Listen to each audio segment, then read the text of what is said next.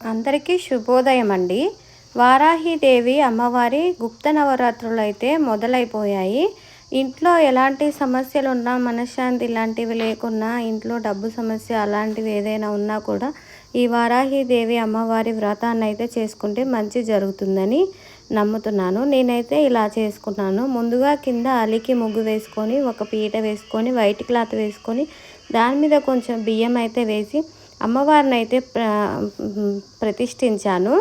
నేను ఫోన్లో అయితే మంత్రాలు వింటూ అయితే పూజ చేసుకున్నాను. రోజు ఉదయం సాయంత్రం 2 పూట్ల అయితే పూజ అనేది చేసుకున్నాను నవరాత్రుల్లో.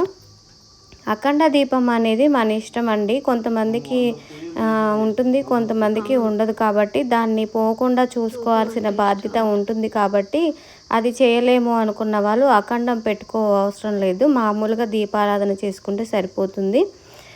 అమ్మవారికి కంద దీపం అయితే ఖచ్చితంగా పెట్టాలండి. అమ్మవారికి కందలో దీపం అంటే చాలా ఇష్టం అంట. అలాగే రోజు బెల్లం పానకం ప్రసాదం అయితే ఉండాలి. మిగతా ప్రసాదాలు మనకి ఇష్టం, మనకి చేయగలిగితే చేసుకోవచ్చు, లేకపోతే లేదు. ఇలా అయితే చేసుకున్నాం మేము. ధూపం అంటే చాలా ఇష్టం అమ్మవారికి. ధూపం ఎంత ధూపం వేస్తే అంత ప్రసన్నమవుతారు అమ్మవారు. మేమైతే ఇలా ధూపం అయితే వేసుకున్నాము రోజు. మాకు కుదిరినంతలో, మా స్తోమతకి తగినంతలో మేమైతే చేసుకున్నాము.